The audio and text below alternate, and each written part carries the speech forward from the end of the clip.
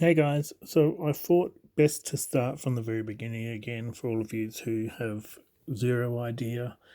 Um, so basically, when it comes to crocheting, the main things you're going to need is some hooks, stitch markers, needles for sewing in your ends, scissors for cutting your ends, and yarns. So when it comes to hooks, there is obviously, as you've seen, quite a few different types. There's your standard just metal ones. You've got ones with handles, ones with ergonomic handles. There is even this thing that you can put anyone you want into. Okay, so it looks a bit wrong, but yes, you put anyone you in any size one you want into, and if you've got problems with grip, you can just hold it a bit better. Now on your hooks, they all have a size. Like this one is size 6, as you can see. Some will have letters because in different countries they use different methods of telling them. So this is a J, or size 10, or in Australia it is 5.75 millimeters. Then you've got this one here, 4.0 millimeters. You've got this one here, 2 millimeters. So you get really, really tiny ones like this. They are for obviously your finer cottons like this crocheting cotton for doilies and stuff. And I'll put it against my finger, you can see just how fine it is. Then you've got obviously different size hooks for different size yarns, etc. Now, with your yarns, you can get all kinds. You can get cottons, you can get acrylics, you can get wool, obviously, bamboo. Now, all of your yarns will have on them, for instance, what size needles to use if you're going to knit with them. And then it has here, obviously, the US size 7, the Australian 4.5 millimeters. The hook you would use, like the US H or 8 or the 5 millimeters in Australian. Now this one has a yarn weight on it, which I'm not going to lie, I still don't fully understand yarn's weights when it comes to this. I'm used to the Australian version that we get, which says 8 ply, 10 ply, 12 ply, whatever. Now, also on your labels, you will have how many meters it's in it. Sorry, how many grams. What it's made from, acrylic.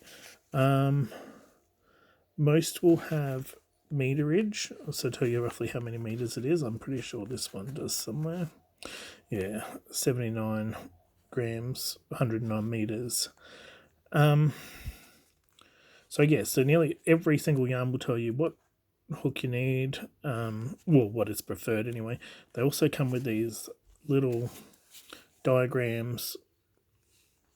They're slightly different. On this one, it's these here, and it tells you your gauge should be 10 by 10 centimeters, should be 20 stitches and 26 rows to get a 10 by 10 centimeter square. Whereas this one here has a bit of another diagram where it says 22 stitches across 30 rows will get you a 10 by 10 centimeter square. Now, obviously, even though this one states 4 millimeters and it's got knitting needles, that would also be a 4 millimeter crochet hook. So generally you just go by, if they don't have a crochet hook number on it like this one here does, just go for the same size as the knitting needles. Now that being said, this here says a 5 millimeter hook, and that should be what your tension is. 13 single crochets and 14 rows should give you a 10 by 10 centimeter square. Now that doesn't necessarily always work out like that, because everyone has a different tension. So the best bet is to start off and try it with the 5 millimeter and see if you can make a 10 by 10 centimeter square using the 13 single crochets and 14 rows. You may need to go up a size if you've got a really tight tension. You may have to go down a size if you've got a really tight tension. So you just fiddle around with all the different hooks until you get that tension. So 13 single crochets and 14 rows should equal that. Other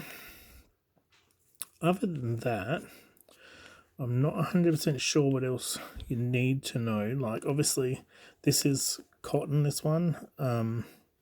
It's great for pretty much anything. I use a lot of it for dishcloths and pot holders and anything that's going to be touching something hot because it doesn't melt. Acrylic, big no-no is anything with heat because it will melt instantly. Great for blankets, scarves, clothing and stuff. Sometimes it does tend to peel a bit when you wash. You can get yarns that are wool, tweed, bamboo, you name it, there's pretty much one of everything. Now this yarn here I use for when I do my doilies or my lace work. It's absolutely tiny, a real pain some days, but does do some amazing work. As you can see, it's absolutely tiny. Other than that, I think most of it's pretty self-explanatory once you realise the difference in sizes and stuff, and you know how to work out what size you would need, and then you know how to work out your rough estimate of what your tension should be. It'll all come fairly easy once you do it a few times around, but these labels also have care instructions on them, as you can see. And here we go, this one has a written care instructions. Now that changes for every yarn, well, every type of yarn. So cotton and acrylic and bamboo and wool are all very different, so keep that in mind. But yeah, other than that, I say grab yourself a hook and some yarn and have a bit of a play around and see how you go.